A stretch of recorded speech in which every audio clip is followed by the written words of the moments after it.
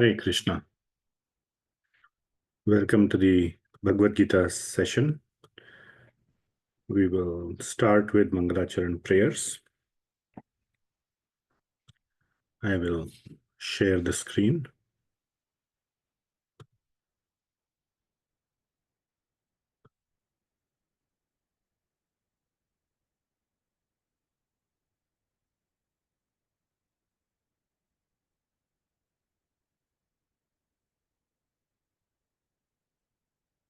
Om Ajnanatimirandhasya Jnananjanashalakaya Chakshurunmilitam Yena Tasmai Shri Gurave Namaha Shri Chaitanya Manobhishtam Sthapitam Yena Bhutale Soyam Rupah Kadamahyam Dadati Swapadantikam Vandeham Shri Guru Shri Yutah Padakamalam Shri Gurun Vaishnavamscha Shri Rupam Sagrajatam Sahagana Raghunathanvitam Tam Sajivam Sadvaitam Savadhutam Parijana Sahitam Krishna Chaitanya Devam Shri Radha Krishna Padan Sahagana Lalita Shri Vishakhan Vitamscha Nama Om Vishnu Padaya Krishna Presthaya Bhutale Srimati Bhakti Vedanta Swami Niti Namine Namaste Saraswati Deve Gauravani Pracharine Nirvishesha Shunyavadi Paschatya Desha Tarine हे कृष्ण करुणा सिंधो दीनबंधो जगतपते गोपेशा गोपिका कांत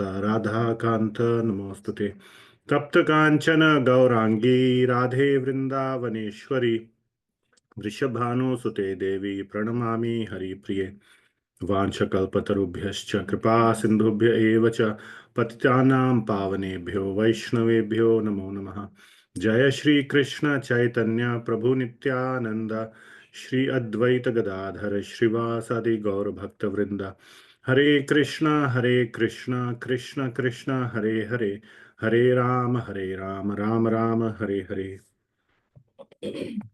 श्रीमद् भगवद गीता की जय जगत गुरु श्रील प्रभुपाद की जय हरे Krishna Okay, very good. So we'll get started with chapter 7. Before we start, are there any questions from anything we discussed so far? Prabhuji, this is Vikas. I had sent a couple of questions to you by text. Do you want me to repeat or do you want to say them? If you want to start with that, that's fine. If you want to cover them later, that's fine too. Whatever works well. Yes. Let's start with that. I would prefer if you can verbalize your question. Of course, so for others, we exchanged in some messages with each other, but these are pretty good questions for benefit of everyone. And yeah, I would like you to summarize your question. Thank you, Prabhuji. So first of all, let me start with um, I'm I'm not knowledgeable of this field at all, so I'm learning with as much um, devotion as I can muster to get closer to the Lord, and trying to enable with the knowledge that I gain through you. So I'm very thankful to you as well as everybody else that is illuminating my path here. Thank you. Um, I couldn't attend a few lectures because of conflict, so sorry about that. But I went through the videos, other except the last one, the chapter 7 that started last week. And I thought that I was understanding, at least had a mental model of the different yogas, the Sakam Karm Yoga, the Nishkarm Karm Yoga, the Jnana Yoga, the Dhyan Yoga, and of course your imagery of the um, Brahman, Paramatma, and Bhagwan. Until, of course, there are lots of unknowns for me, but I was at least getting the mental model of how those things fit together reasonably well until we got to the very end of chapter 6. And over there, I thought I heard in the lecture that all of these yoga paths are the same and lead to the same outcome. Up until then, I was thinking that Brahman is, or the Nishkam Karma Yoga will get to Brahman, the Gyan Yoga, Dhyan Yoga will get to Paramatma, and Bhakti, which is the most superior of all of the yogs, will in the fastest way get to Bhagwan. And of course, there is a lot of overlap, and these are not mutually exclusive, etc. either. But I got confused if the internal detachment as a commonality that's needed in all of these things, which I believe is true, um, but is the destination also the same or they are different? And if they are the same, which is what confused me towards the end of chapter 6, then how can Paramatma, Brahman, and Bhagwan be different from each other? And if all of them lead to getting to a permanent place with God, from which there is never coming back into this material world and going through the cycles of birth and rebirth, then what is the difference in the final outcome, whether one achieves Brahman or Paramatma or Bhagwan? If you could illuminate that, I'd greatly appreciate it. Thank you. Okay. Thank you. So many parts to your question. So I may or may not remember everything. So I request you to prompt me if I don't address something. Okay. So first of all, I'd like you to point me to the specific place in the chapter 6 where I said they are all the same. If I said that, I would like to understand the context in which it was said, or maybe I did not say exactly that, I said something else. So there is, and you also said you haven't watched the 7th chapter. Correct. There's a little bit of more illumination or of the concept that I kind of tried to do over there between Brahman, Paramatma, and Bhagavan. I'll summarize all of that today. So, first of all, one has to understand that the absolute truth is one. So, in the last class, so where's our, I'll go to our slides. I'll use that because I probably put it in the slides.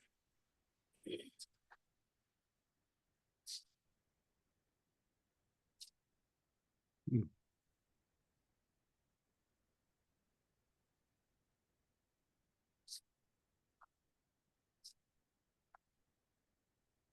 Yes.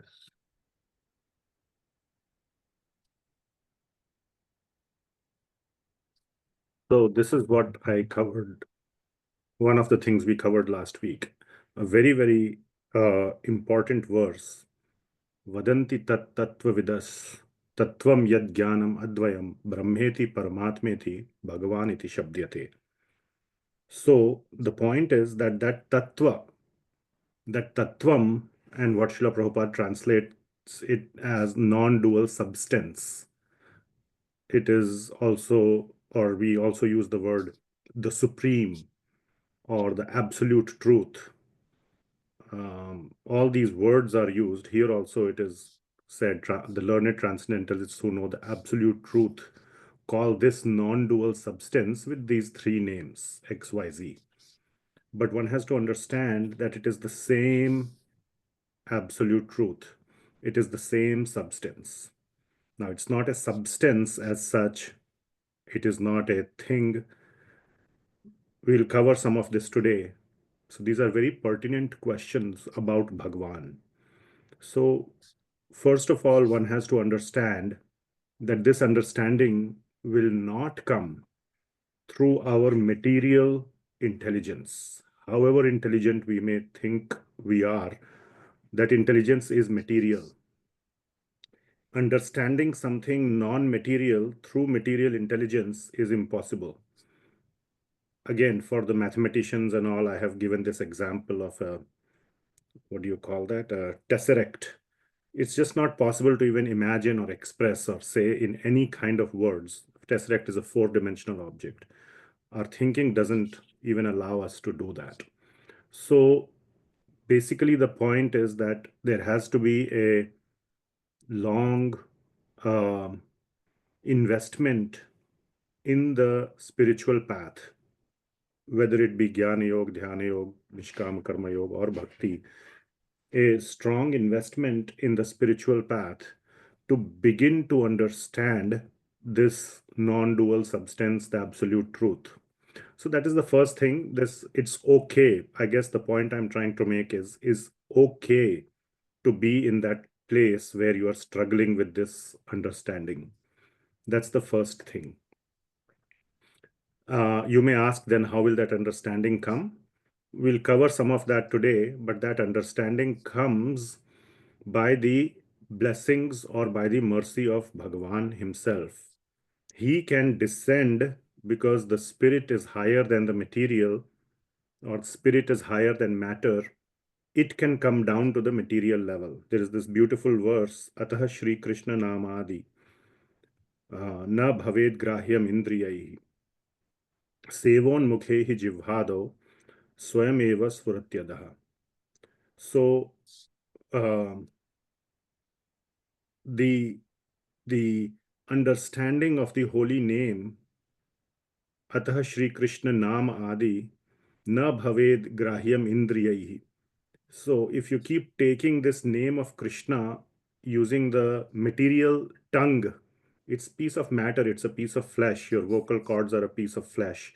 The sound is whatever, some sound vibrations as we understand. It's just the jiggling of molecules that is hitting our eardrums. It is emanating from the vibration of the vocal cords and hitting the vibration of the eardrums. That's all it is.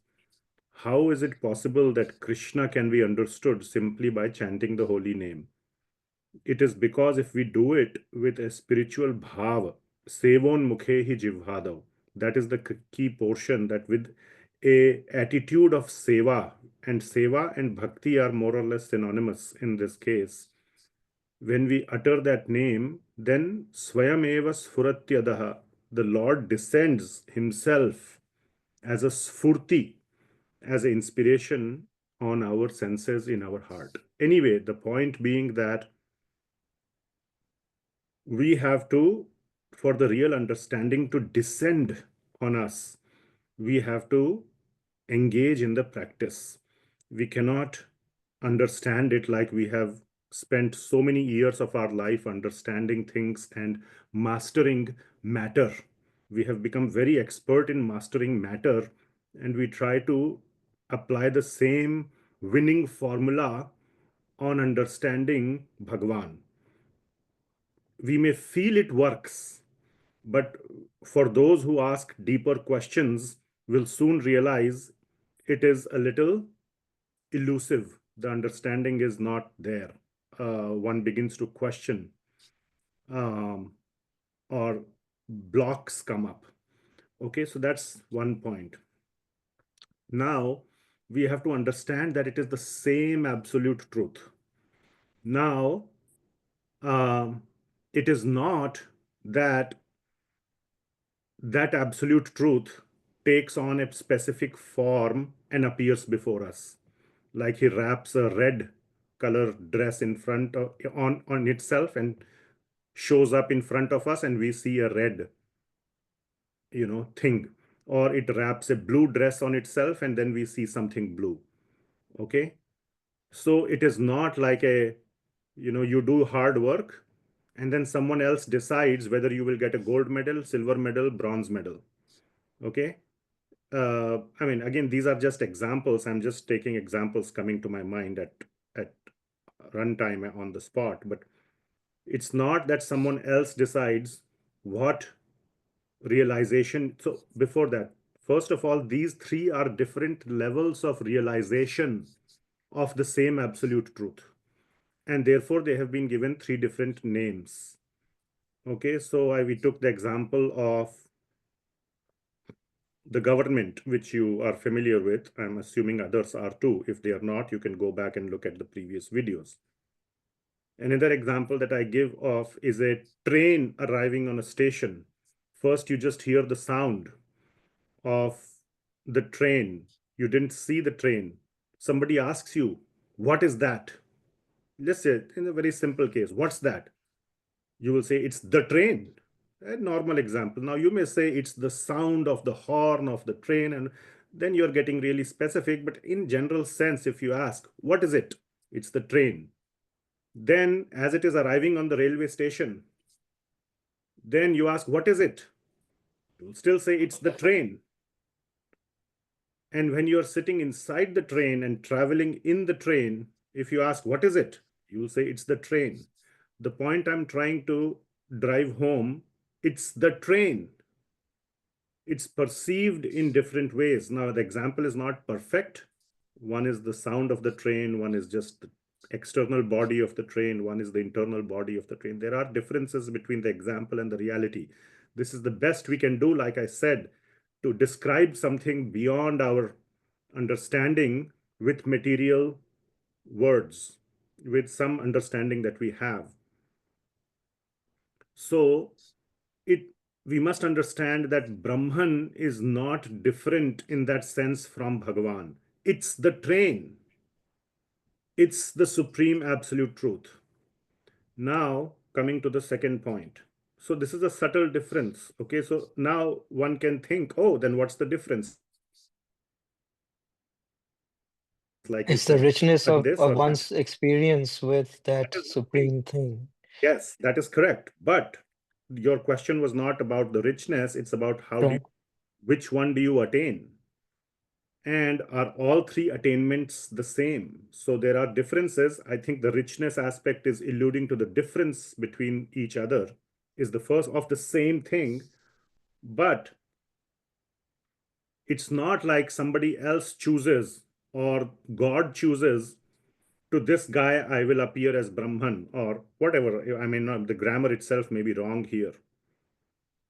It's the bhav, it's the mood in which the devotee or the son, again, devotee maybe mean bhakta, so is already Bhagavan, but let's just say the seeker, the transcendentalist, or the sadhak, depending on the attitude of the sadhak, he gets the realization that he has been desiring for. And in a broad sense, so now also you said if the goal is just detachment and getting rid of the misery. No, that's not the goal. The goal, one goal could be, I'm just so fed up with this material world. I think I have the most. I gave this Sunday feast class. You can go listen to it. There was an example. I feel like even I gave the example of some presidents, JFK. I'm at the top of the world and still there is dissatisfaction. I still am not happy. And many people face that you, or in small, and you don't have to be the president of the United States or the world's richest man. It's about doing everything you possibly can. Maybe it's in a relationship with a friend. You just keep giving, you be nice, you do so much, and one day you realize he just bite back. What do you call? Mm, huh? Backstab. Backstab. Thank you. He just backstabbed you. This may just completely shatter your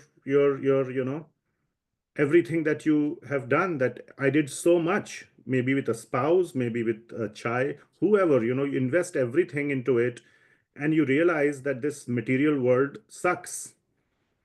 And then one decides, I just want to get rid of it. Where is the ultimate happiness? One realizes that it's not in this material world. When one And then one seeks out the spiritual path, because only the spiritual path has the answer. No material path will have this answer. That's a whole different topic. And whether you become the president, you become the best person, the most lovable person, the most charitable person, the kindest person, Mother Teresa, or Bill Gates with like a $90 billion, whatever thing or power, one realizes that all material means will not lead to that happiness that one is longing for. And it's only the spiritual path. When one pursues the spiritual path exclusively with that objective of getting rid of material miseries, usually, again, it's nothing is black and white, it's not a bunch of boxes. Usually, one attains the Brahman realization of the same absolute truth. And one experiences a lot of bliss, a lot of happiness, simply because of the absence of material happiness, material misery, which is a big relief, which is a big, big relief. I don't know if you have done upavas or even like fasting or whole day fasting. My God, even a dry piece of bread after that sounds or tastes like, I don't know what to say, like heaven. So, even though, when your stomach is full, a dry piece of bread, you would, just discard it. वो कहते हैं ना क्या भूखे को किवाड़ भी पापड़ लगता है. So that is the situation. That's the kind of the happiness that one gets. So because one was aiming for a certain goal, which we call as sadhya, and the goal was simply to get rid of my material misery for my happiness. There is still that minus there. My-ness, my hyphen ness, ness, my-ness, or I-ness, like I want to be happy. So that person gets this, he has been aiming for this kind of a realization, and he gets that kind of realization, which is called as Brahman realization of the same absolute truth. Now, again, I won't spend the whole hour on this, but there is a whole different sadhya. Sadhya means objective. And if the objective is to just love God, whether here or there, which means whether in the material, staying in the material world, suffering whatever miseries the material world throws at us. So getting rid of material miseries is not the sadhya, is not the goal, but simply one has developed. And how? Again, we are not yet at the how. That wasn't part of your question, more or less. It was, but wasn't the main focus. But when one develops that love for Bhagavan, then one is the sadhya is Bhagavan within of the same absolute truth. The absolute truth is still the sadhya, but in the Bhagavan form. And then one, when one attains the spiritual world, one attains Bhagavan in the Bhagavan form. In whichever form he or she has been wanting, longing, hankering for, whether it is Lord Rama. There are so many millions of Rama Bhaktas, there are Krishna Bhaktas, Lord Narayan, whoever it is. So it is on the bhav of the sadhak that the Lord reveals himself, that is uh, conducive, or that is as per the desire of the sadhak. So it is not true that they all lead to the same result. Detachment is not one of the things you said. Detachment is the common theme. That's not correct as well. For the one who wants to get rid of material misery, simply, yes, one can say material detachment is the main theme. But as we will study in Bhakti Rasamrita Sindhu, and we have studied in the past as well, the whole series was done. A bhakta has no detachment from material things. Wait, what? A bhakta has no detachment for material things? Yes, that is correct, because even material things he wants to use to make Krishna happy. He wants to cook food, which is one of the biggest material things. Like I said, hunger is like one of the big problems in the world today, and what satisfies hunger is food. So food is a very important material resource on which wars and fights have occurred. So food can be used for Bhagwan's pleasure. A devotee does not say no to material things, but because the intention is to please Bhagwan, one is not looking at those things for personal, for his own or material sense gratification for his or his family members or friends. It's all for Bhagwan, and in that sense, sevo unmukha, that whole thing becomes sevo unmukha, and that no longer is material. So yes, there is detachment from personal desire to enjoy it.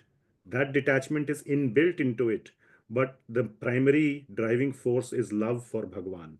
So detachment has to be qualified for a devotee, for a bhakta, in Bhakti Yoga, as not for me, not for my personal sense gratification, and that is not even the goal.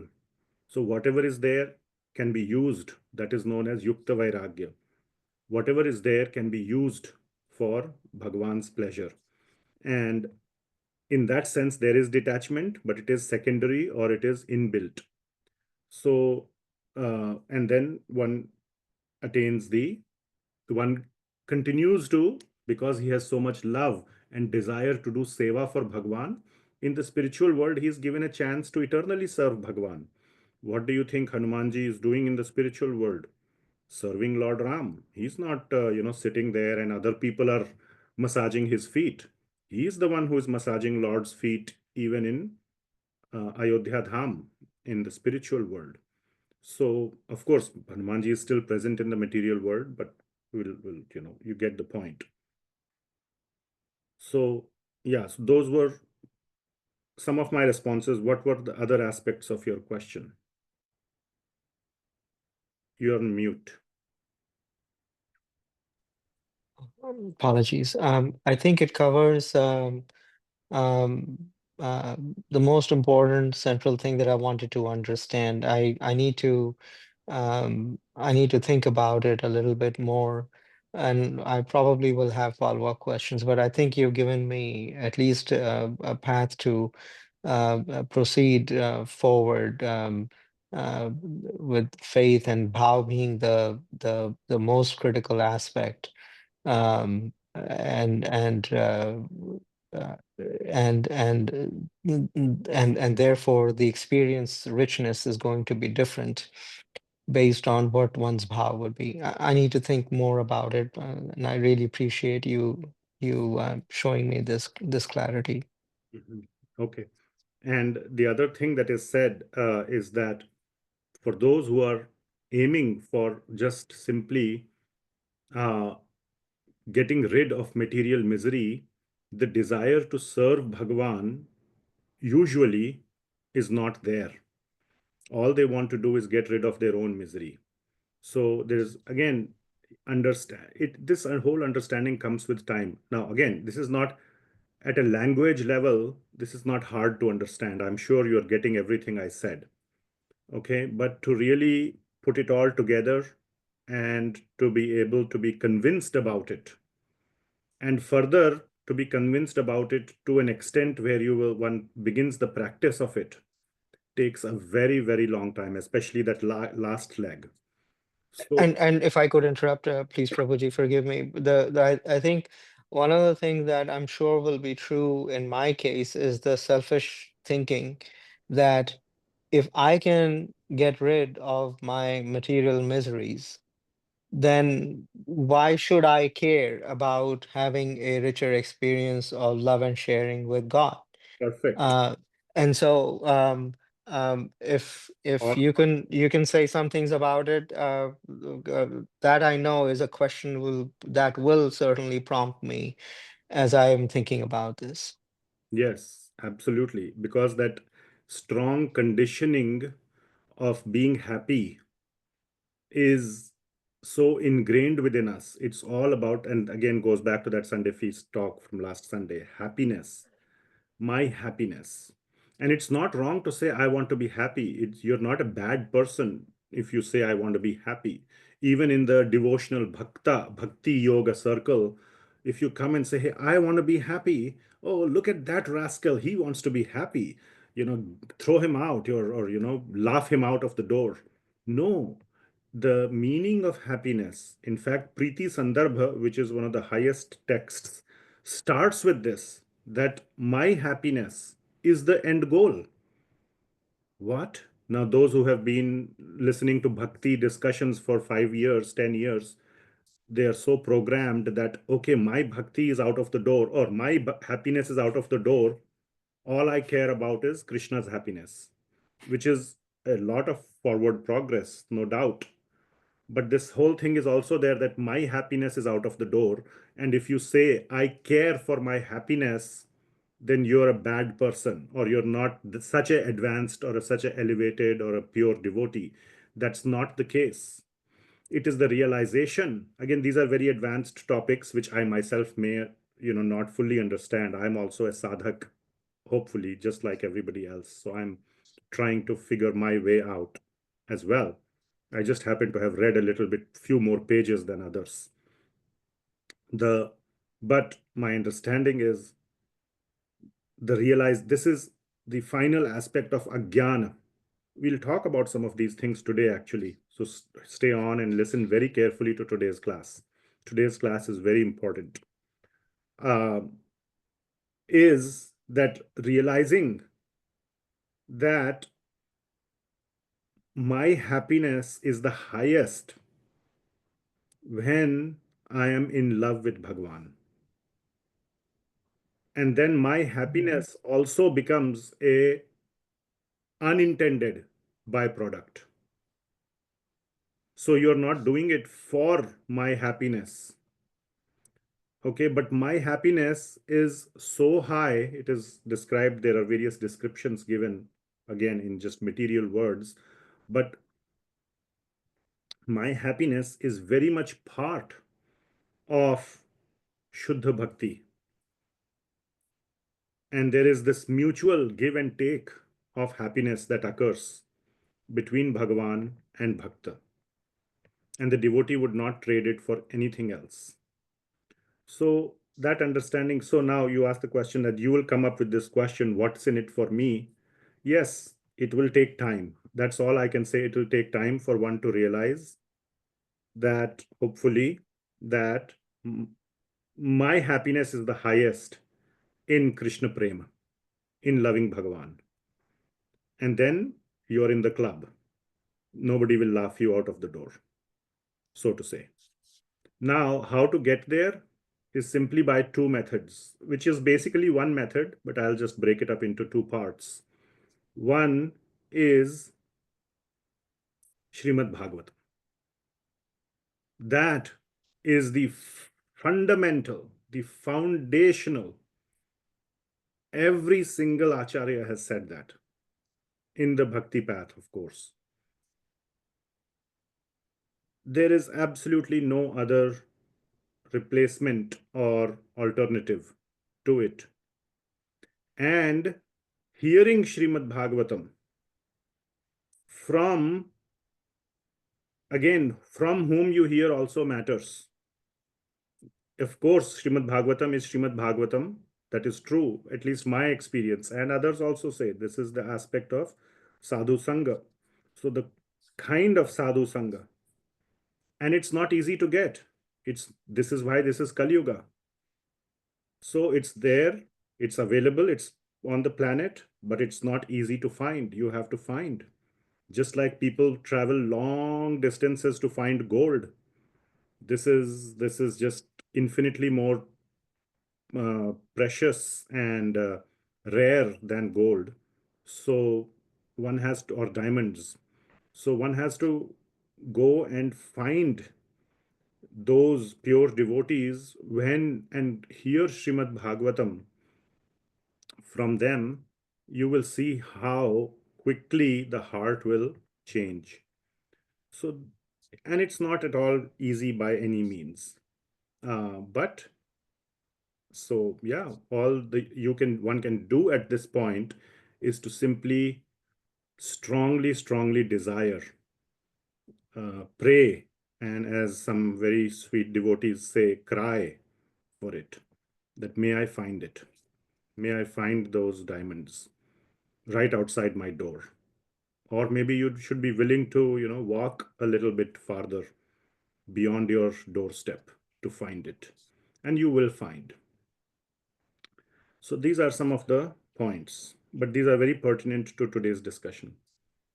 Anything else? No, Prabhuji, thank you very, very much. I really appreciate it. And you're very modest to call yourself as one of us. No, no, very. That's, thank you very Thank you. much. Thank you. So, anything else? Anyone? Hmm?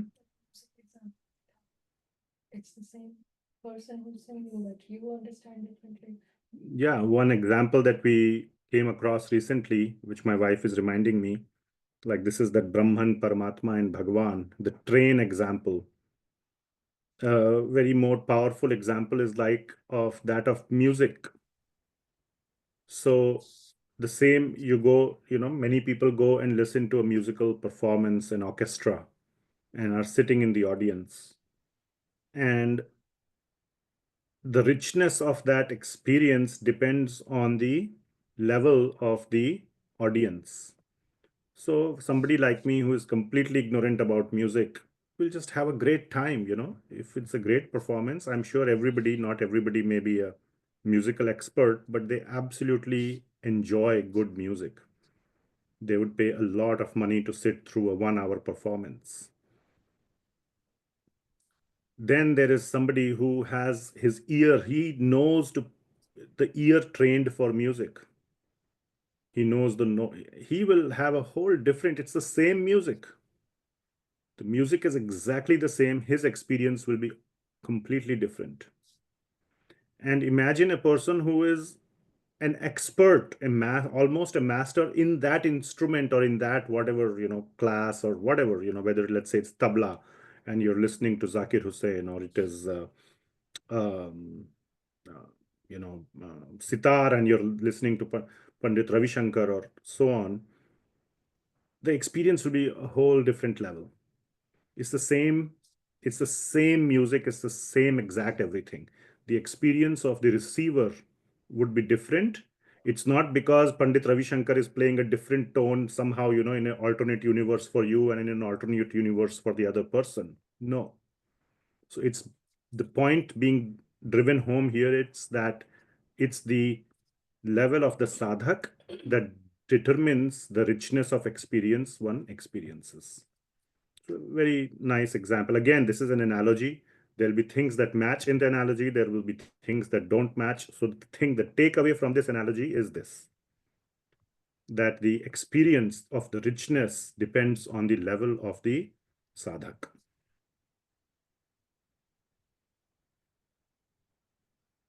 Alrighty. Okay, shall we proceed with today's discussion? Anything else? Hmm.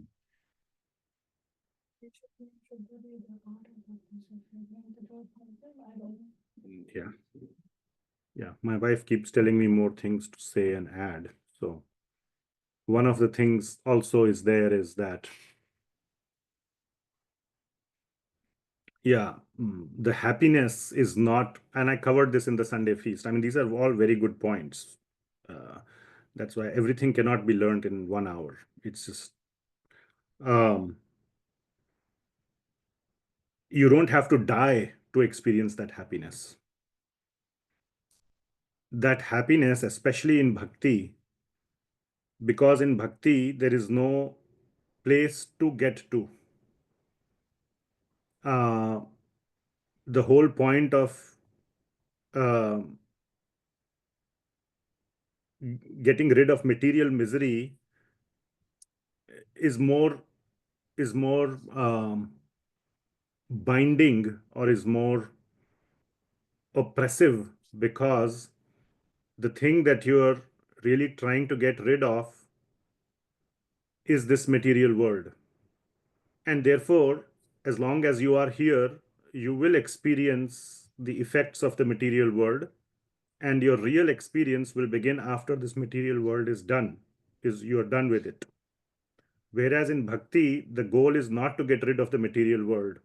And therefore, the happiness in bhakti can be, especially in bhakti, of course, the happiness through the other paths increases because of our detachment, and more we get detached, the more and more we become happy. But again, the pinnacle is still waiting to be experienced, because as long as you are in the water, you cannot call yourself dry. You really have to come out of the water to become dry. But in bhakti, that is not even the goal. The goal is to love Bhagavan, and therefore that full experience can occur here as well, even before one quits the body. Anyways, that's another aspect of the richness that is available. And that to me is very, very satisfying, very attractive. It's like, hey, why should I wait to die to get something? I want it now. And you make that point in earlier chapter, either chapter 6 or chapter 5 as well, as a prelude to the effects of bhakti. Yeah. Yes.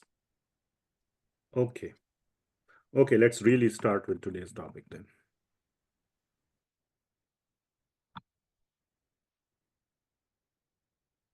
Okay.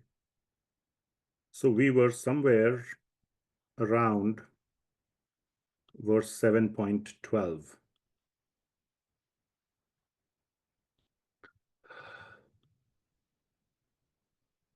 By the way, very good discussion, by the way. Now, okay, we are in the middle of the hour almost, or the class.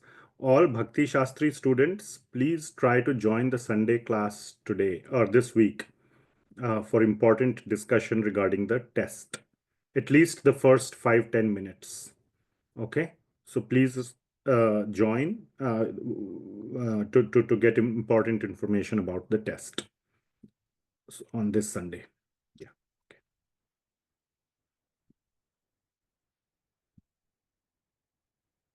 Okay. So we covered till here that Lord Krishna was essentially saying that I am everything. This entire creation is resting on me. I am the essence. There are different ways to say it. I am the essence of everything. I am everything. I am in everything. I support everything. There are again slight differences in the words, but all of these put together somehow, hopefully you will get the concept. Now in 7.12, and there he gave the example. First he says that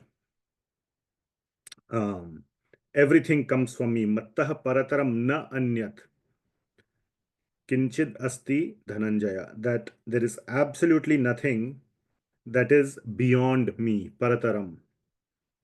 And Mayi sarvam idam protam, that I am in everything. Sutre manigana iva. So we discussed that, and then how he is the taste of water, raso apsu aham kaunteya, and so on.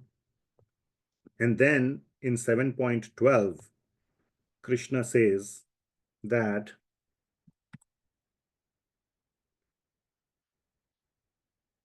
I am the creator, or I am the origin of everything. So 7.12. Ye chaiva satvika bhava rajasastamashascha ye mattah eveti tan vidhi na tva aham teshu te mayi.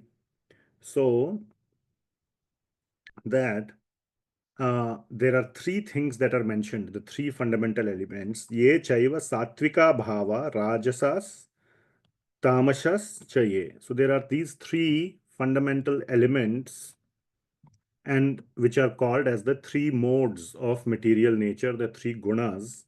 The guna word will come later, which are known as satvika bhava, or the sattva, rajas, and tamas. So basically, we started off the chapter with 8 elements: bhumi, apa, anala, vayu, kha, man, buddhi, and ahankara. And now all of those are being now condensed or to three fundamental elements. You can think of it as like 92 elements in the periodic table. All of those are composed of proton, electron, neutron, for those who have done some chemistry.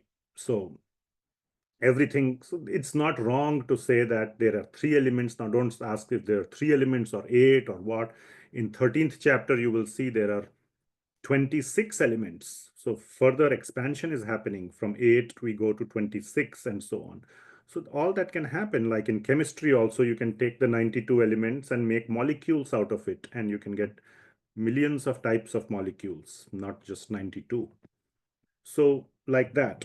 So the 3 elements are being discussed here, and what is being said is that mattah eveti tan vidhi, that all these things, all these tan come from me. This you should know, vidhi. That's what vidhi. So everything comes from me. These 3 elements, and also it was said, bhinna prakriti. What is that? Bhumi rapa anila vayu man bhano man buddhi kha man bhumi rapa anila vayu kha mano buddhir evacha ahankar vimudhatma अहंकार इतीयम में भिन्न प्रकृति अहंकार इतीयम में. So these are my bhinna prakriti ashtadha. They are my 8 separated energies. So my was there, here also, there also, and here also. Matta eveti. So these are also Krishna's energies. They also come from Krishna. So there are these 3 elements which are being introduced, and then he goes on to say one very important thing, which is that te mayi and na tva aham teshu. Na tu aham. So but, tu means but I am not in them. So this is a very important point which we will discuss in a next couple of slides. So what is being said here is these are my energies. So who is the energetic? Energetic is the source of the energies, and Krishna is the source of the energies. The point being made is that Krishna's energy is subservient to Krishna. The property is less powerful than the proprietor. Okay, proprietor is the one who is known as the owner of the property. So the energy cannot have influence over the source of the energy. The energetic or the source, the owner, whatever you call, is above, and the energies are subservient to the source or to the owner, which means Krishna is above these energies. That is the meaning to be understood, not the meaning, that's the direct understanding. Okay, before we go there, I have all these questions that some people ask. And again, please understand that the discussion we had in the first 45 minutes was a little bit of a deeper discussion, but these classes and all are for a broader audience, and therefore I preempt those kind of questions that were asked earlier are not probably more commonly asked, but more commonly asked questions I try to address upfront. So one of the questions is, if God is in everything around me, everywhere, then why can't I see him? If he's everywhere, why isn't he visible to my eyes? So there are so many things which are not visible to our direct eyes. And why can't I see them is not a very good question. There are so many things we don't get to see, but we totally believe, we are totally convinced of their existence. I can say that, one has not seen, as in you might have seen on TV, but you have not seen the president face to face. It's very hard to see. Now, again, you may have seen in a rally or in a big procession. Many people haven't even seen that. But to be able to see face to face, you need qualification. Today, to meet Trump, you have to be somebody like Elon Musk. You can't be some, ordinary, one of the 8 billion people on the planet and demand, I want to see the president. You need to have some qualification. Today's material qualification is money, power, or whatever. But for the same reason, you cannot demand that, you know, God come stand in front of me. You know, it's a question loaded with arrogance. You need to earn the qualification to see God. And what is that qualification? That qualification is the qualification of love, is the qualification of bhakti. So there is this beautiful verse in the Brahma Samhita. I think we quoted it last time also. Premanjana churita bhakti vilochanena santah sadaiva hridayeshu vilokayanti. The, that form of yam shamasundaram achintya gunaswarupam, that beautiful Shyam Sundar form is always in the heart of the Santa, of the Santas, of the saints. Why? Because their eyes are different. Their eyes are loaded with anjan or mascara, anjan of prema, of bhakti. So when you load your eyes with that, then you can see. So you need to clean your eyes, or you need to apply the lotion of love, and then Bhagavan will definitely be visible. Otherwise, it's hard to see Bhagavan. So the reason why we can't see or even know, okay, knowing, again, these days knowing is easy. Everybody has internet. There's a lot of knowing going around. But in the case of Bhagwan, it's not so easy. You cannot know Bhagwan through Wikipedia or through, Twitter. So to know Bhagwan, we need bhakti. Okay, one can say that I have bhakti. I really want to know about God. And I'm sure all of you who are attending this class today, for example, want to know about God. I do not doubt anybody's intention that you are arrogant or you. Now we are getting into a little bit deeper territory here. So please wake up and pay attention, okay? We we have that intention to know Bhagwan, but we still feel like we don't know him, let alone be able to see him. So what is the cause, or what's the reason for that? So that is something that's all first we discussed, because we lack the love, the genuine love to know Bhagwan. That is my claim.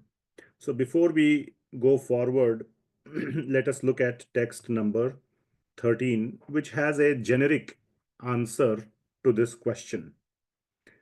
Tribhir gunamair bhavair ebhi sarvamidam jagat mohitam na abhijanati mamebhyah paramavyayam. So from the Sanskrit itself, many of you can understand, or the reason has been given, mohitam na abhijanati. That na abhijanati, one is not able to know Krishna, Mam, because of the moha. Now, moha means illusion or uh, bewilderment, or that so much of fog. In normal terms, moha means love. That's not the meaning. मोह actually means Hindi में बोलते हैं प्यार में पागल. That is the meaning of moha. You become mad in love and you do crazy things to harm yourself. And even it is sometimes that may sound also very romantic and very good, but sometimes it is even negative, where one is completely like self destructive, doing things to actively cause harm due to the illusion of love, the moha. But again, moha and love are not connected. I'm just trying to connect with the common understanding. Moha means illusion. So mohitam na abhijanati. So this verse is saying, that there are these three gunas. Now the word guna has been introduced, and it is referring to the tribhir, the three. Tri means three, the previously said ones, sattva, rajas, and tamas. Guna Mayir, and they are Krishna's energy, Mayi. So these energies, these gunas are also coming from Krishna. This material world belongs to Krishna. Krishna is the creator of this material world and the creator and maintainer everything. Ebhi sarvam idam jagat, the entire material world. Mohitam na abhijanati. But we are in moha, and because of that, we are not able to know Krishna. So the answer is, why can't we know about Krishna, or why can't we know Krishna in essence? Again, in essence, the whole topic last several verses were essence. Sutre manigana iva. I am the essence of a necklace that is held together. It is the string. Or raso aham apsu kaunteya, that I am the essence. The taste is the essence of water. So I am that. So how to know that? And the reason to not be able to know that is moha. What is moha? I have tried to put it in these several bullets.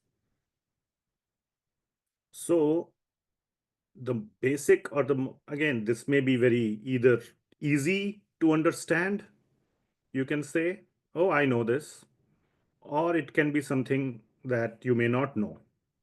So try to see where, there may be a deeper meaning than what you think you know.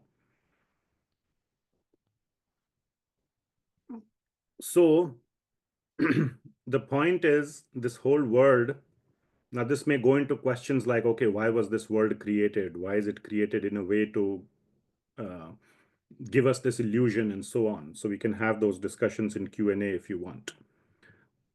This world is made up of the three gunas, and we are basically choosing to get entangled in this material world. It's our choice.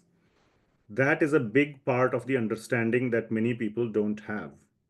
Many people think that somehow we were this innocent little sitting ducks, and this big crocodile like Maya came and, caught us, or like we are these innocent little birdies, very sweet and, very humble and very pure, and somebody else came and caught us, and now we are in misery. Now I'm suffering. That is the, and I have heard many devotees come and say, I say, Prabhuji, बहुत time से temple नहीं आए, क्या हुआ? Or I haven't seen you in the classes, or how is it going? Oh, Prabhuji, Maya has caught me. Maya has caught me. So what to do? And now I'm waiting for the day when Maya will release me, then I will make progress. So we are basically, shifting responsibility on someone else. I have these two pictures here. I'll take the cricket picture. I used to hear some of these cricketers, when they lose a match, they will say, ball was not coming on the bat. Have you heard that? Oh, today the ball was not coming on the bat. I would think in my mind, my friend, the ball is not supposed to come on your bat. You have to take the bat to the ball and hit it. Okay, that's why you get so much, you know praise, and you get so much fame, and you become popular, and you have a fan following, because it's your job to make the bat go to the ball. Okay, now again, it may just be a phrase of saying ball was not coming on the bat, but I'm just making a point out of it, that you know you have to go out. There is this another example, very good example, by the story by Bhakti Siddhanta Maharaj, where his disciples were having this discussion a lot for many days. Oh, Maya has entrapped me. So Maharaj wanted to teach a lesson. He was trying, but they were not getting it. So one day they had to go for Sankirtan in the evening, and Maharaj is very particular on the time. He's very, very punctual. One day he was late. All the disciples are waiting, and he's not there. So they go and look everywhere, and he's not to be found. And then they find him in the backyard, clinging to a tree like this. They thought today Maharaj has gone crazy. Finally, old age has caught up to him, and he was saying, leave me, tree, leave me." they were thinking that this old person has now become, so they asked him, Maharaj, what's the problem? He's saying, the tree is not leaving me. How can I come? They were saying, what are you talking? Just come with us, leave the tree and come. No, the tree is holding me. It has bound me. So they thought, are you crazy? So then he said, in the same way, like you say that Maya has caught you and you are not understanding, so the tree has caught me. So it is up to us to leave Maya. So where is the problem? So again, this example is nice and funny. Even the cricket example is nice and funny. But many of us, myself included, this is, again, this may sound nice in a, class, and you will say, Prabhuji, kya acha class, such a nice class. That's not the point. One can always make these jokes and gimmicks and make it a nice class. What is the point? Do you really still feel that, you are hanging on to Maya? I don't feel that way. I really want to do bhakti. I want to love Bhagawan. But it is not easy to give up everything else. It's not easy. So where is the catch, or where is the problem? The problem is in the second last bullet. The problem is that Maya offers us very lucrative alternate options. Again, the goal is happiness. Ultimate goal is my happiness. But Maya, when we try to do bhakti, even then Maya comes and offers nice options. Are, acha, you want to do bhakti? Okay, nice. You want to do very good bhakti? Okay, very nice. I will make you into a good speaker. You will give very nice classes. People will appreciate you, and your ahankar will increase. So you think, oh, I will make you a manager, I will make you this devotee or that devotee. You will go again after same name, fame. Hindi में कहते हैं, जिस चीज के लिए भक्ति करने आए थे वो फिर भूल गए. हाँ. कपास। हाँ, क्या क्या बोलते हैं, बोलो. आए थे हरि भजन को ओटन लगे कपास। आए थे हरि भजन को ओटन लगे कपास. Hari Parshad Prabhu says. So Maya offers us these options, these alternate options, and we ultimately end up choosing the correct looking incorrect options. Okay, we give up something. Are chalo, I have given up that na. Okay, I have given up that. I wanted to really buy a Mercedes or Tesla, but I settled for Honda. But what did you do after buying Honda? You are again going and visiting national parks or going to movies or this or that or that. Okay, whenever you are sitting in Honda, you feel little nice. Oh, even though I have the money, I gave up buying this big car and I'm sitting in this poor man's car, so to say. Whatever, no offense intended to all the Honda owners, myself included. All right. All these mental things, Maya, we are making these choices, but mind is telling us. That is the Maya acting through the agency of the mind, telling us that's a good enough option. So we'll say more about this in a little bit. This ayat hai, so we must never, all of you are here in Bhagavad Gita class, and whoever comes to temple, whoever comes to spiritual circles, I claim very quickly forgets the reason why he came. The purpose of coming is long forgotten. One is back on the same path in a different context. That's it. Whether it is becoming popular or looking like a good, looking for some recognition, or he's very nice devotee, very this, very that, very service oriented, very whatever is there, looking for some sense gratification. Aaye the Hari Bhajan ko. One must never write it down in your heart. Whenever, wherever you go, never forget that my goal is Hari Bhajan. Never forget that. And anything that you are doing which is not 100% aligned to achieving that goal, you should not do it. Okay? This Aaye the Hari Bhajan ko.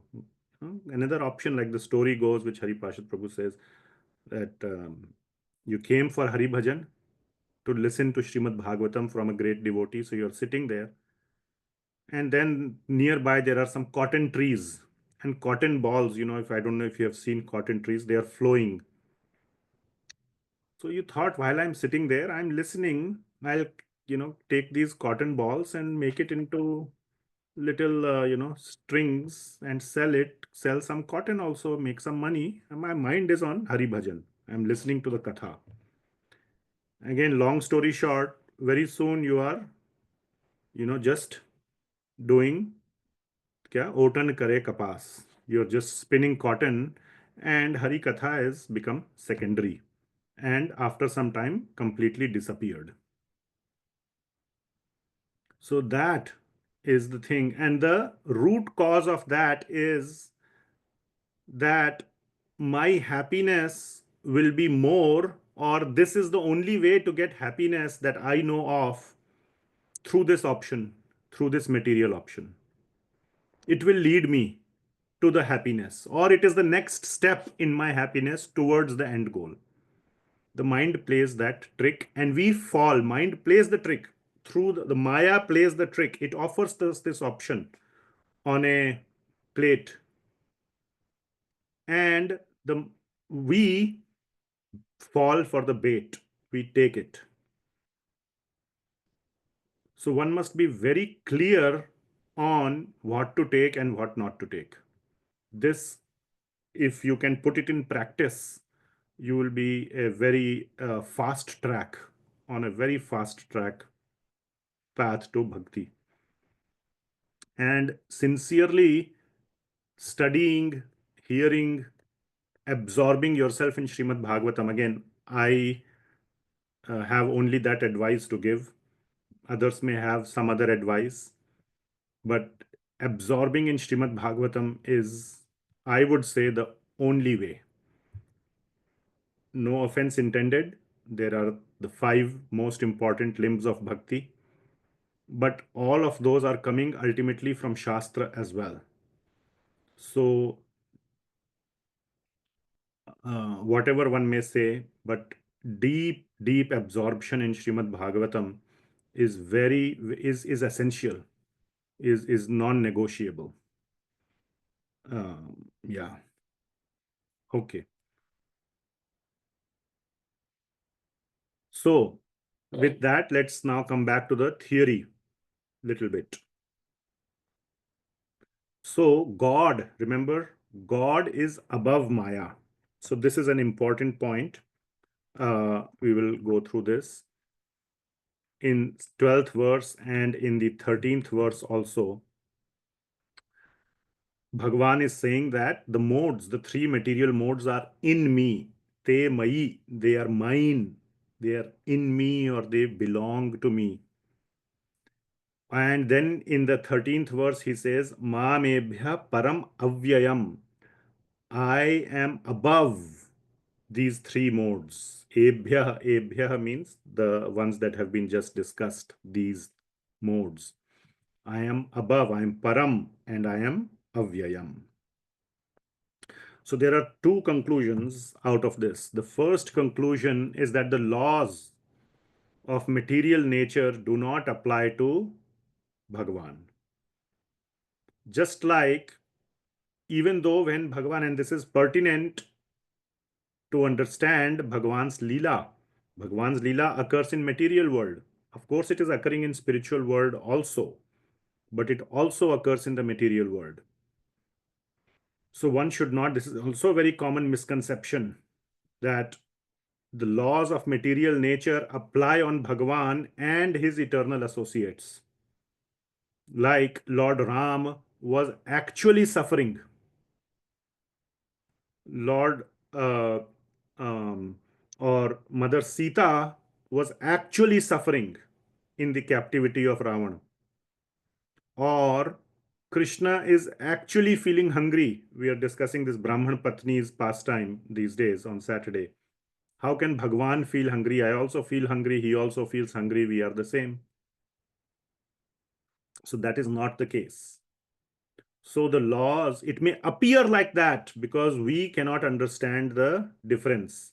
Just like a king who visits the prison. Now, from an external viewpoint, oh, king is inside the prison. That means he's a prisoner. Because everything we know is that prison holds prisoners. So if king is in the prison, he is also a prisoner. That's the wrong understanding. One who is more intelligent will know that he's just visiting the prison. He will say, open this door. The jailer will open the door. The rules don't apply to him. If the prisoner says, hey, open the door, what do you think the jailer will do? He'll give him a slap and shut him down. But when the king says, open the door, the jailer will open the door because the king is above the rules of the. That's just an example. So when Krishna comes to the material world, the rules of the material world do not apply to him. That's the reason why he is able to lift the Govardhan hill. The rules of gravity don't apply. Try lifting even one of the rocks of the Govardhan. It's so heavy. That too with your pinky finger. So the rules of material nature do not apply to Krishna or his devotees either. Like we say, why are the gopis suffering so much? They are not suffering. So that is a very deep point to be understood, and there is a lot of depth here. Easily misunderstood. Easily misunderstood. So be careful before you try to understand, because you could easily get misunderstood. So this is a little bit of a caution. Having said that, there is a very nice class that Hari Parshad Prabhu just gave recently in the Juhu temple. You can listen to that. And very deep concepts were discussed about the suffering of devotees. And do they experience suffering?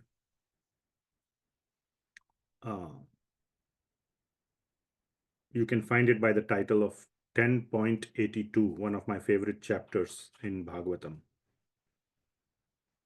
Okay, so that is point number one, that the laws of material nature don't apply to Bhagavan. The second point, that the second conclusion from this, that Bhagavan is above the material modes, is something we already discussed earlier during the Q&A part. That therefore, if Bhagavan is above the material modes, how can we understand him? It's like we live in the three-dimensional world and you're being asked to understand the tesseract. A tesseract is a four-dimensional object. Okay, so we have discussed this example, I think, before. But in any case, it is impossible, even if you are the greatest mathematician in the world, you just cannot. It's not possible to imagine what a tesseract is because our imagination is limited to three dimensions. It's again a mathematical point, and for those that are interested to appreciate this thing, should read a book called Flatland by Abbot. Somebody can look up what's his full name. Abbot. Arthur Abbot or some Abbot. Flatland. It describes a universe where people live in two dimensions and what is their experience of the world when they live in two dimensions. Now we can appreciate that because we know three dimensions and we say, this guy, but it just shows how somebody can be completely locked into the complete mentality of living in a particular context. And it's just not possible to understand something that's beyond that. Simply Bhagavan, क्या है कुछ पता चला?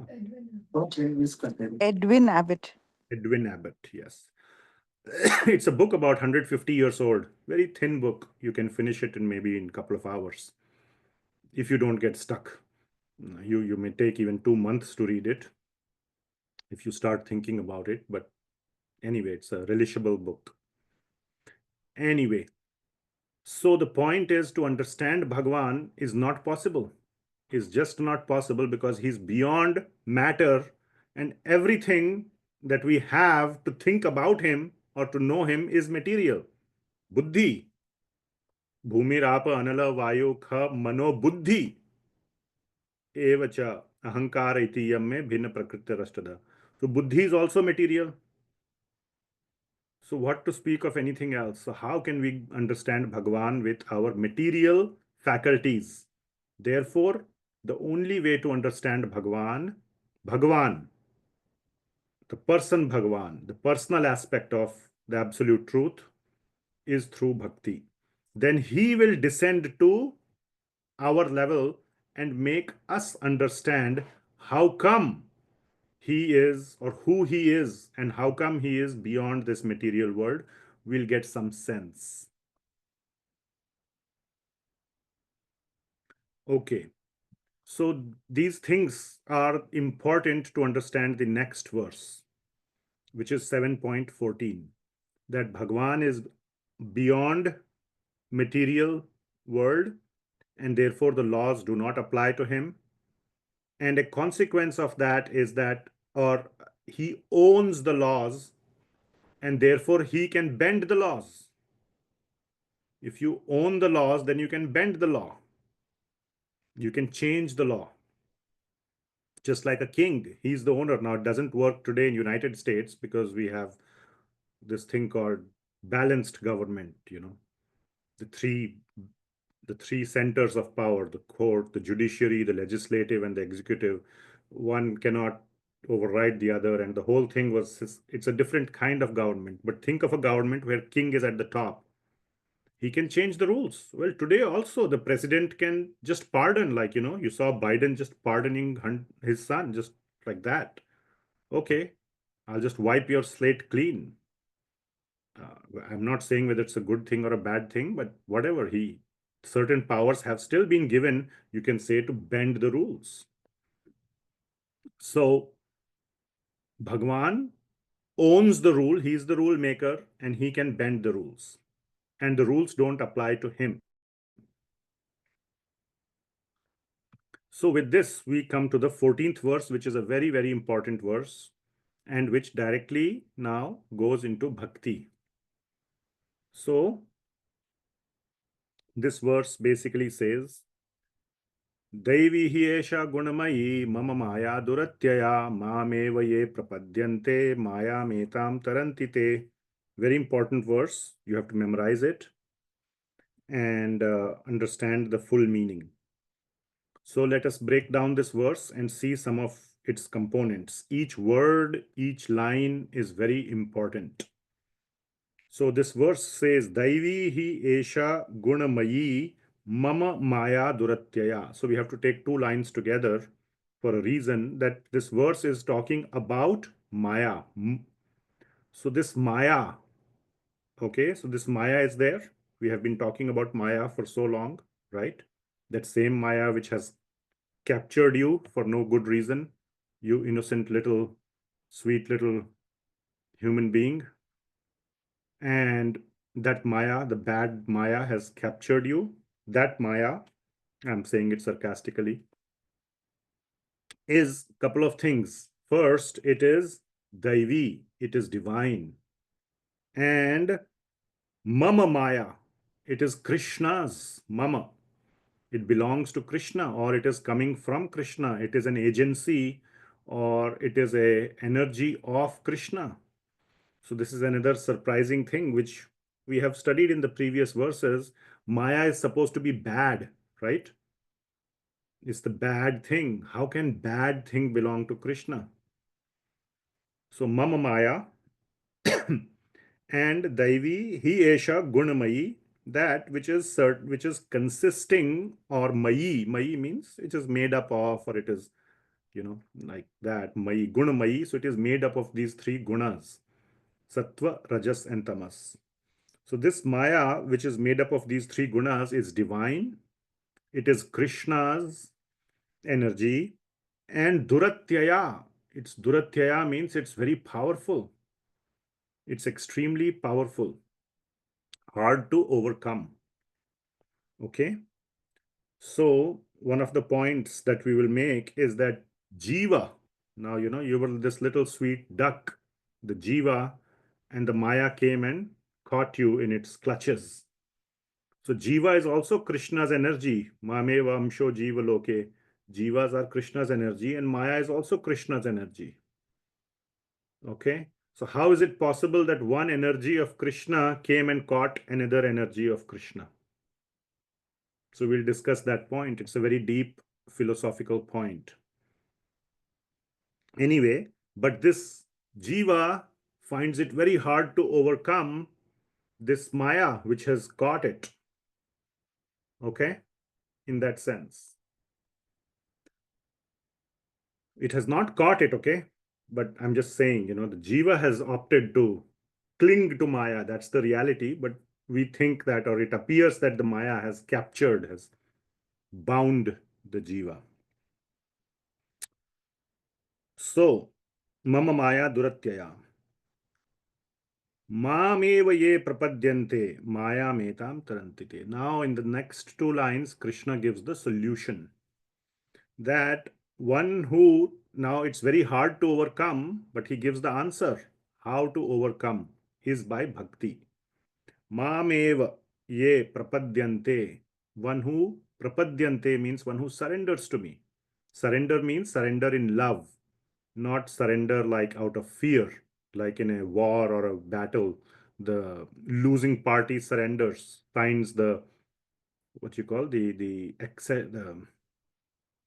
whatever the document of surrender. Not that.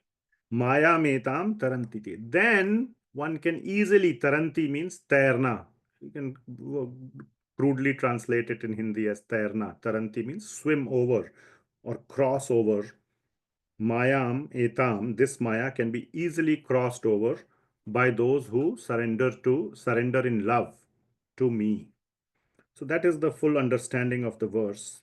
Now let us try to go a little deeper. So first of all, Maya is also Krishna's energy.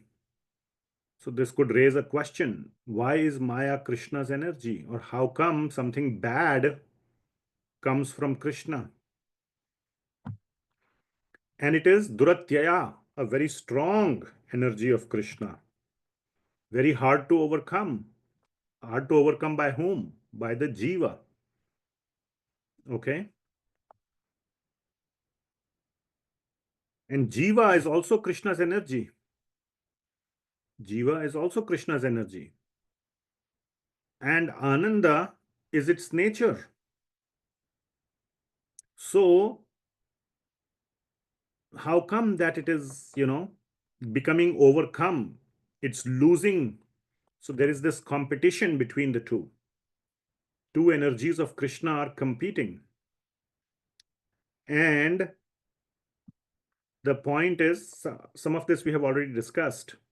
Maya usually wins.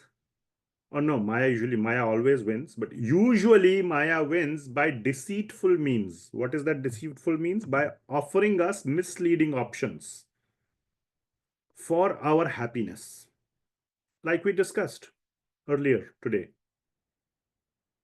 But we make those choices. So the choices are ours. The choices are being offered. Yes, Maya offers those choices. And in that sense, Maya is bad. Now, the question is, I have been kind of sarcastically saying Maya is bad, Maya is bad. But the purpose of Maya is to offer us choices. Okay? So, two things I want to mention. When we say choice, okay, which means there has to be at least two. If there's only one, it's not a choice, isn't it? If I say, like Henry Ford once said, what did he say? when people were saying the cars should be of other colors. Now, these days you get all kinds of colors of cars. His mindset was cars shall always be black. And he was the big man, the big successful owner, arrogant owner. So finally, when his people said, no, we should make cars in other colors. You know what he said? Anybody knows what he said? Okay, you can have any color car you want as long as it is black. So that's like, there's no choice. You think you have a choice, but it's not a choice when the option is only one. So Maya's purpose is to offer choices, and at least two. One is good and one is bad.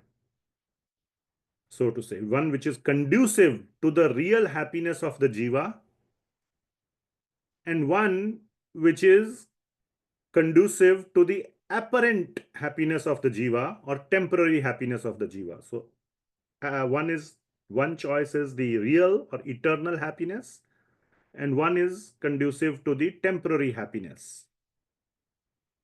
And the jiva makes a wrong choice usually, and by choosing this temporary option because it looks easy, it looks lucrative compared to the other one.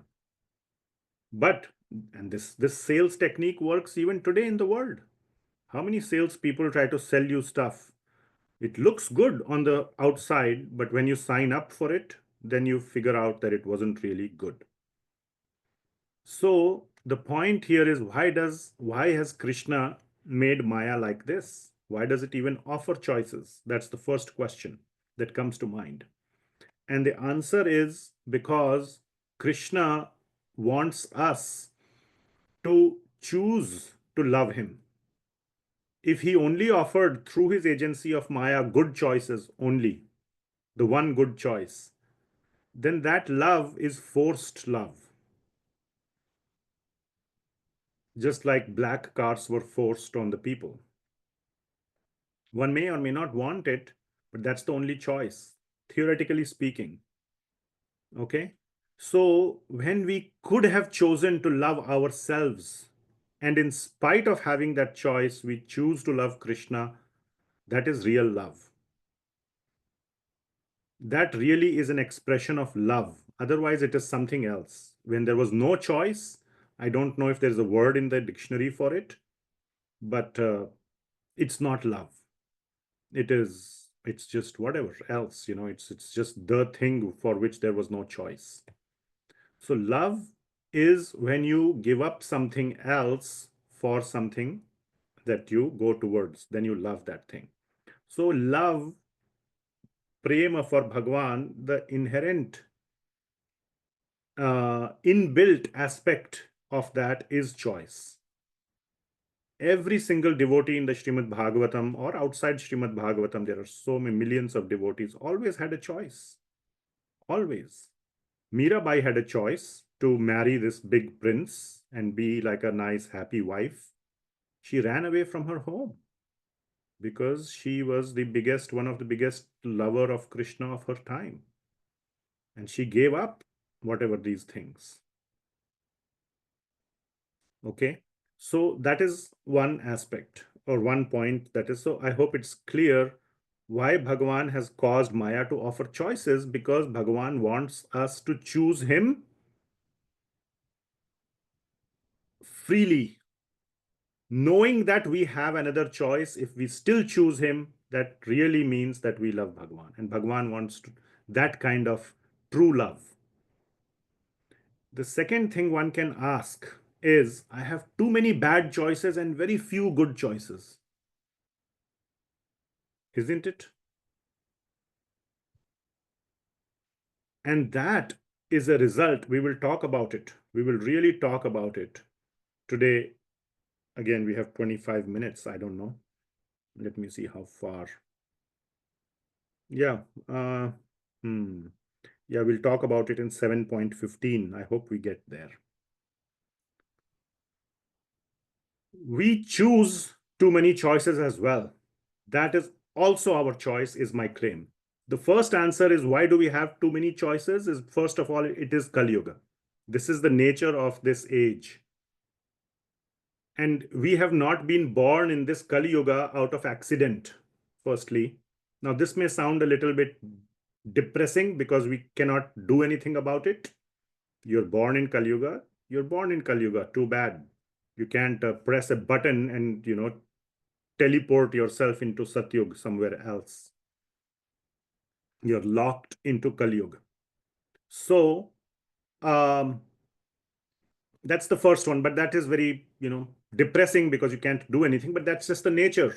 This is Kali Yuga. In Satyuga, it's the opposite. For example, you have to really try hard to be a non-devotee.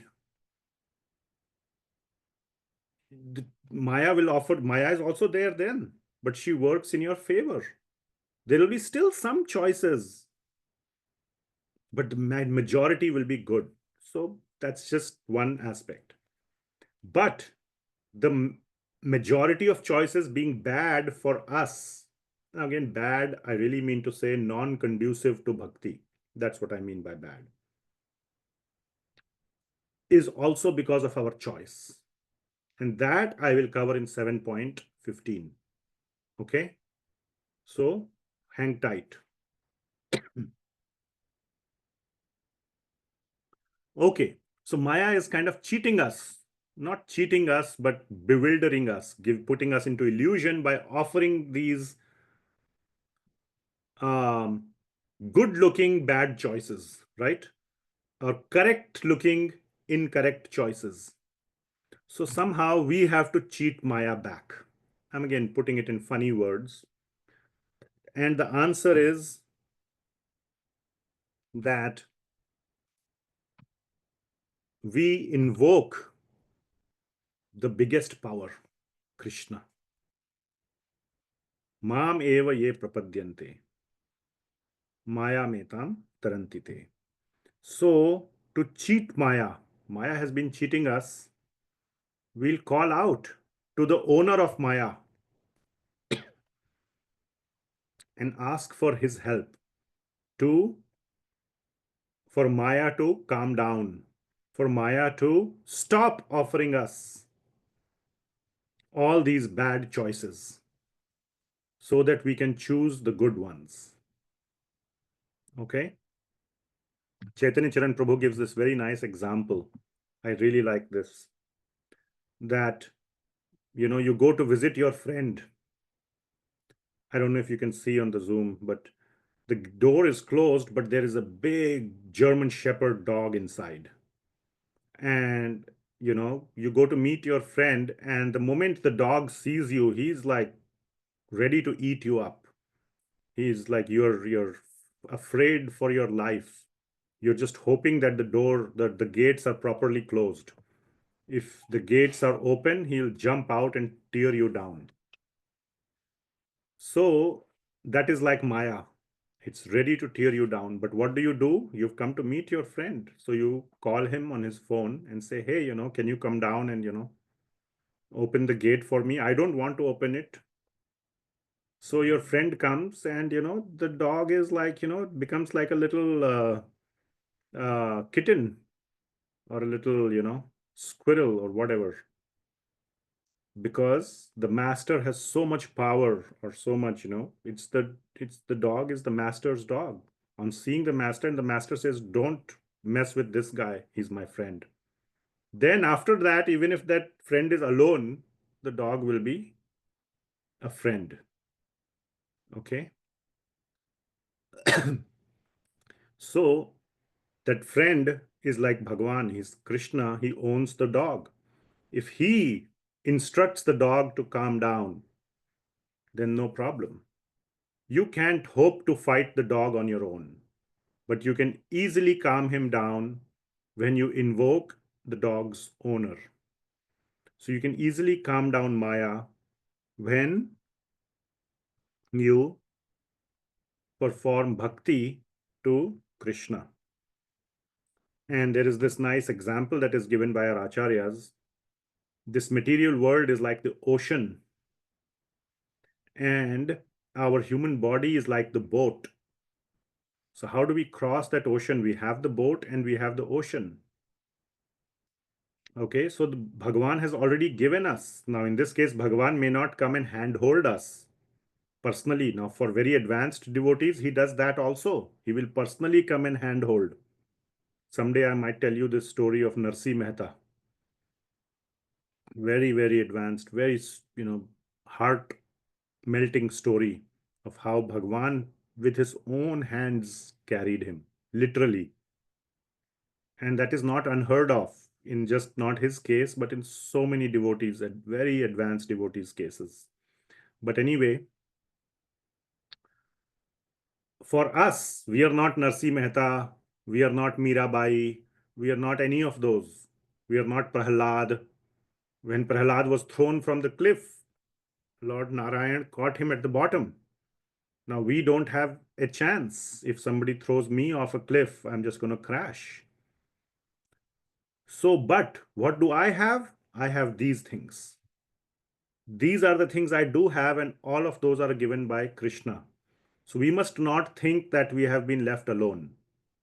We have been given our body, a human body. We're not a cat or dog. So that itself is a first, huge thing. Bhakti can only be done by a human being. In some cases, bhakti can be done even by an animal, but mostly it is for humans. Plus, Bhagavan has come and given us his words, Bhagavad Gita. That's exactly what we are reading. Srimad Bhagavatam and so many other Shastra. And then he has sent people to us that can explain us those things very nicely. The Guru and Sadhu, they are the expert boatmen. So not only have a boat, we have the boatmen. And plus we have all the facilities. We have a decent house, good conditions, all those things. Make use of those. They are like favorable winds. What else do you need to cross the ocean? What else do you need? So we must have this feeling of gratitude and start rowing the boat. So that is called bhakti. And Sridhar Swami says that the most important line in this verse, 7.14, what do you think is the most important line? Not hard. Mameve prapadyante. Very good. Mam eva ye prapadyante. Right? So first two lines are basically saying Maya is very strong. No chance on your own. Don't try to fight the German Shepherd on your own. Call me. Call me. Call your friend. So Mam eva ye prapadyante. And within that, Mam eva means, Sridhar Swami says, means all these things. First of all, this refers to Krishna Bhakti. And it refers to Bhakti Mam Eva, exclusive Bhakti to Krishna. Unbroken as well, not like spaced out. Okay? And not with any other motive, not even to overcome Maya. Just Bhakti. No cheating mentality. Bhakti for Bhakti's sake. No cheating mentality. Like we may say to one of our friend or boss, oh, I like you so much. I'm devoted to you. But internally, there is some expectation.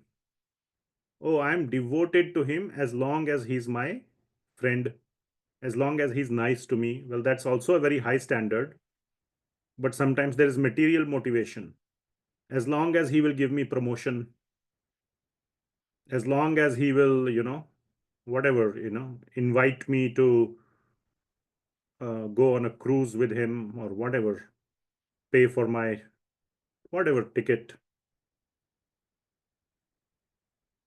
So the word that is used is avyabhichari bhakti. It means all these things. So when one does bhakti like this, then that is real bhakti. I invite you to think, what is the meaning of bhakti? Think about it. Bhakti. Bhakti to anybody. We say Desh Bhakti, Matra Bhakti. There are so many types of bhakti, right? So here we are talking about Krishna Bhakti, but what is bhakti? What does it mean to you? And I claim that avyabhichari is inherent in the meaning.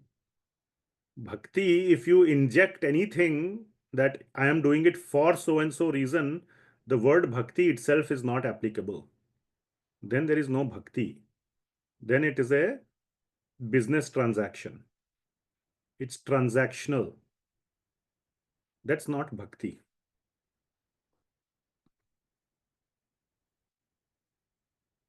So now we come to a very important point. So we made it to 7.15. So 7.14 is saying, Mam eva ye prapadyante maya metam tarantite. Then it becomes easy peasy. It becomes completely easy. Okay? Very easy. Krishna is making this claim. He's saying it out loud. He's giving you the easy way. Then the question is, if it is so easy, why don't we surrender to Krishna? The problem has been highlighted. We all feel the problem. We all realize the problem. Maya, this big bad Maya, has attacked us, has taken control of our life or whatever, clutches, in her clutches, we little sweet little ducklings in the mouth of Maya. We are struggling, and Krishna has given a way out. So what's the problem? So we feel the heat of Maya. We also have the solution. Still, one is not taking it up seriously.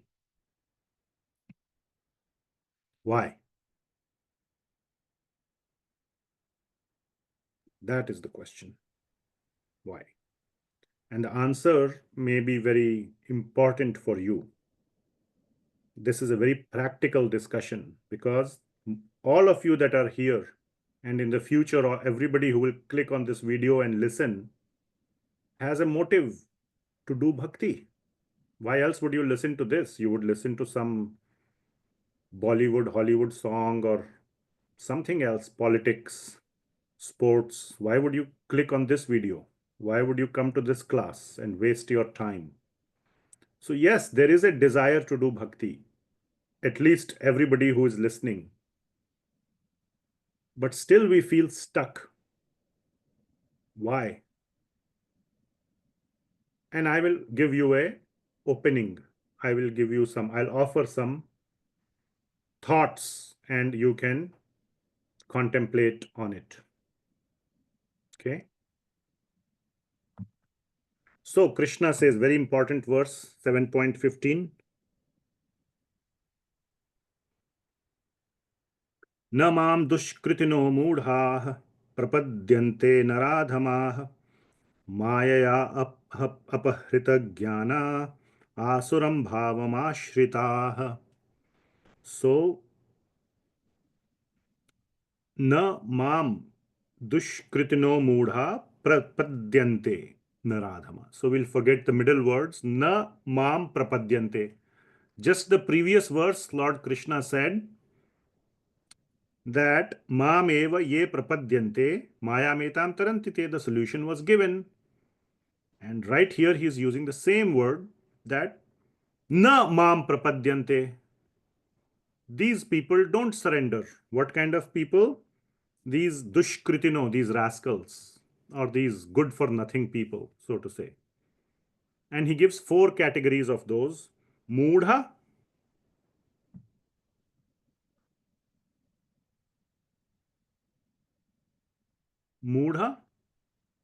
Naradhama, Mayaya Apahrita Jnana, and Asura.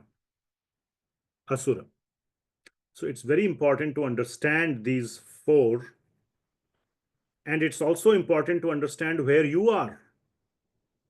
Unless you have completely surrendered to Krishna, in which case, you're already successful, then you don't need to be in this class. You should be the one giving the class, and I should be the one listening. But if you're not in that fully surrendered, pure devotee, then it's good to realize where you are in the spectrum of four devotees, not four devotees, four people: Mudha, Naradhamah, Mayayapahrta Jnana, and Asura. And I have a claim that you are in one of, all of us, including myself, are in one of these four, uh, one specific one, all of us. And it will be nice to understand why. Mostly, largely. So the first category, so it depends basically on where our entanglement, what are we choosing to do. Again, it's all our choice. Never forget that. A lot of this class has been to say it's our choice. We cannot blame Bhagavan. We cannot blame Bhagavan's energy, Maya, either. Then you are like a, bat. What is that? Ball is not coming on the bat. We don't want such batsmen who keep saying ball is not coming on the bat. Okay? That is insincerity. That's not the reality. That's the insincerity. It's the job of Maya to offer the options. It's the job of the opposite bowler to not give you an easy ball. Otherwise, he will be fired. Maya will be fired by Krishna if it doesn't give us those options. So it's our choice. Always remember. So Mudha, very easy. No brains. They just have no brains. Sridhar Swami calls Vivekaheen. That is the Sanskrit word, Vivekaheen. Or those who understand can easily. Vivekaheen means they don't have any, they have been just so badly conditioned. You tell them anything, it's like they are just way too happy in the material world. Either they have in this life not tasted it, misery. That may be possible. It's a very, very tiny segment, by the way. Everybody has tasted misery quite a bit, I claim. And everybody, 100%, has seen the misery of others at least. There is nobody who is completely aloof. Even Gautam Buddha, Siddhartha, he was protected. One day he came out of the house, he saw an old man, a diseased man, and a dead man. So even his father could not protect him from seeing other people's misery. So the misery is present. 99% it will be present in your own life. And not only tiny misery, big miseries. And misery doesn't have to mean cancer or world war. Misery is always relative to what you have done, in what the investment you have done. I did so much, I didn't get. So it is misery means mismatch of expectations. Is misery. So these people, Mudhas, have no brains. They just are too happy or whatever. They just can't understand. Which means they are conditioned beyond repair, so to say. There's a solution, or not solution, but what happens, that will come 7.16. We will take it up next time. Then there is Naradhamah, heavily conditioned. You can call the Mudhas as fully conditioned. These are heavily conditioned people, which means also same category as previous one, but you tell them about spiritual things and all those things, but they are so heavily conditioned, they'll say, no, this doesn't make sense. Oh, there are all these problems. I am happy where I am. Or you are worse off than me. Why should I take it up? Oh, your devotees also suffer. Oh, Ram also suffered. Sita also suffered. Bhagavan also suffers. Why the hell should I do anything? Why should I pray to the guy who himself lost his wife? and couldn't recover it, needed other people's help to recover his own wife. What will he recover my wife? How can he do anything for me? Couldn't do anything for himself. All this arguments.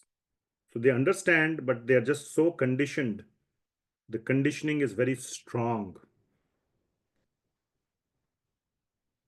So slowly they have to get deconditioned, slowly, and it will happen over a gradual long period of time. Now here comes a very important part of today's discussion. Please hang on for a few more minutes. I claim, so this is very important, wake up, important part of the discussion. I claim many of us, especially the well-to-do, affluent, interested people also, interested, and you all are listening to the talk today. Therefore, you are interested. Why the hell will you waste 2 hours of your time? Mayayapahrta jnana. So there is jnana. Jnana occurs. Then Maya comes and snatches it away. Aprahita means to come and take it away. Whatever you had, like, somebody gave you food in a plate, an eagle came and snatched it away. And now you are left with a, again, empty plate. You had it for some time, and somebody called Maya came and took it away. That is who we are. So, the point I'm making, please listen carefully. We listen to all these classes. We read Bhagavad Gita, we read Srimad Bhagavatam, we get inspiration. We get inspiration, but then we choose, please listen carefully, we choose to go and associate with and listen to many other things outside. We choose to go and indulge, and then we see, oh, this is a good option, this is a good option, this is a good option. Oh, where did you go? I went to Yosemite. Oh, I went to do this, I went to do that, or this movie or that movie, or this latest gadget or that. And the consciousness which was in Srimad Bhagavatam or something else, so you go and talk.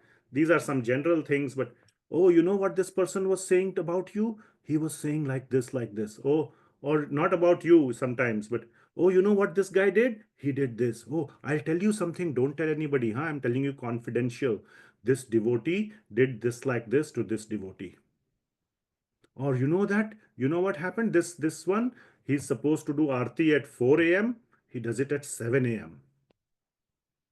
I saw one day. Oh, this. Oh, that.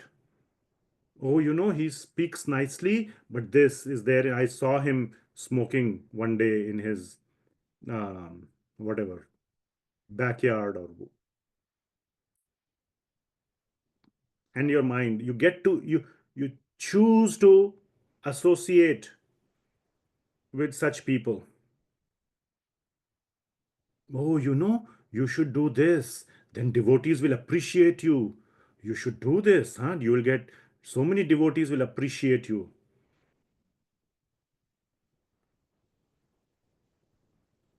Again, the mood is important. I'm not trying to uh, throw cold water on these things, but the mood is important. If Vaishnav Seva is a very important point. So serving devotees is nice. But the moment that enters in our heart, oh, I will get appreciation. We are all hankering for that appreciation all our life. And here also, the goal was to do Hari Bhajan. And we forgot that and we went for appreciation.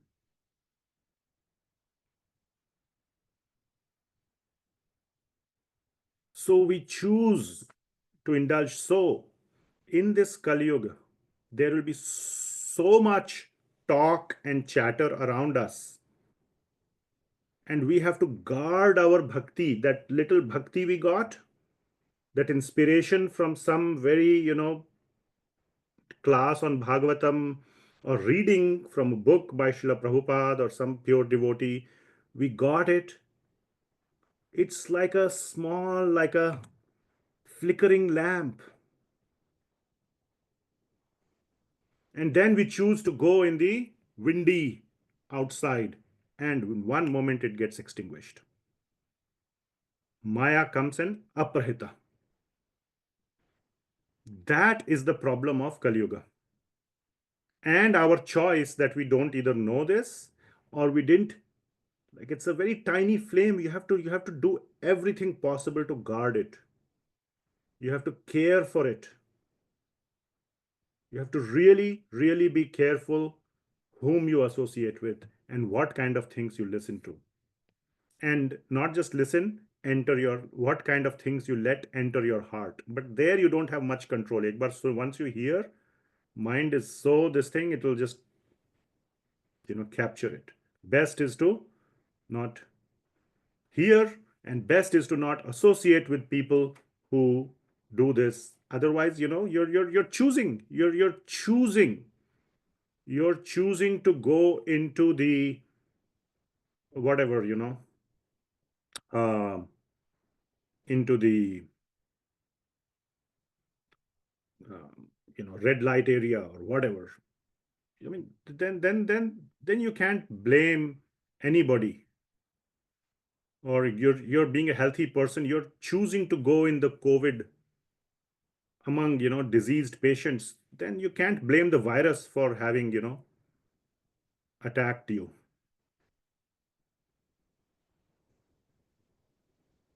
So this is very, very, very important. Very important.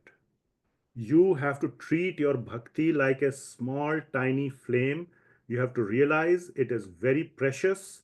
The fact that it got lit a little bit itself is very rare. And on top of that, if you take it like this into the open wind, there cannot be a bigger fool than you. And I claim it's not just foolish, then you are probably in the Naradhamah category. If you willingly take it, then it's like, yeah, I hear this and then I'll go do my own thing. That's Naradhamah. But then you wouldn't be coming here again and again, week after week. So I feel that everybody who's sincerely listening is in this third category, but we let ourselves listen to too much.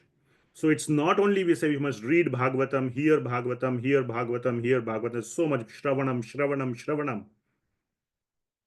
One thing that is forgotten is what we must not listen to also. Ashravanam is as important as shravanam. Because that contamination can easily extinguish whatever shravanam we have done. This is extremely important, and this is the reason why that shravanam has very little or no effect. So you do serious shravanam.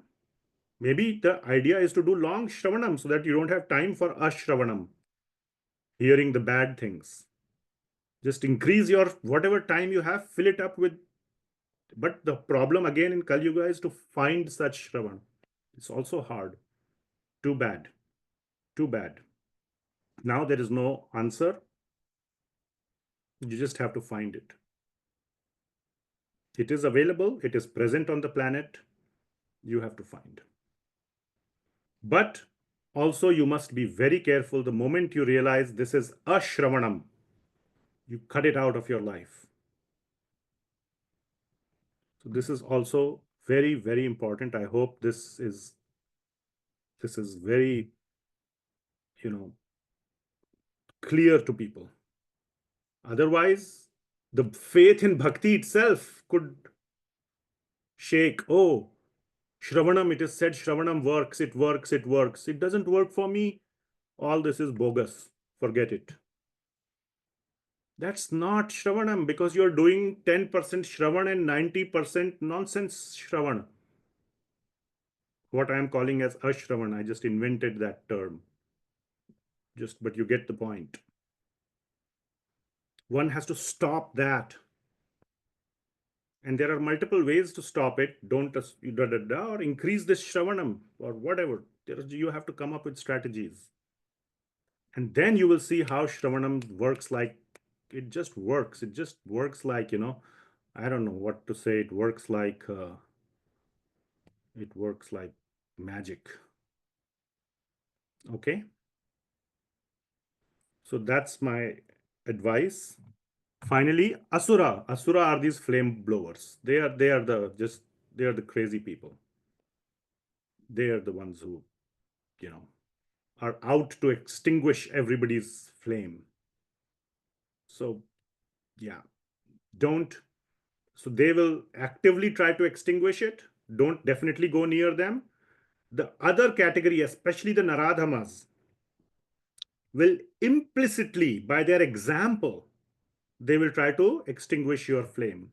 By looking at them, you will feel, this guy's enjoying, he's having a good time, why can't I do it? This, that. They will not tell you, may not tell you, but their, as they say, actions speak louder than words, even in the bad sense.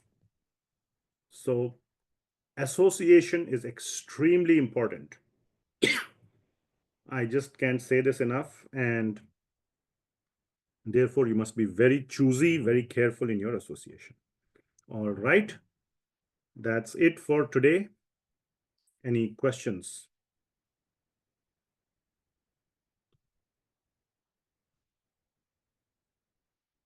All right, no questions. We'll see you next week, are we? Yeah.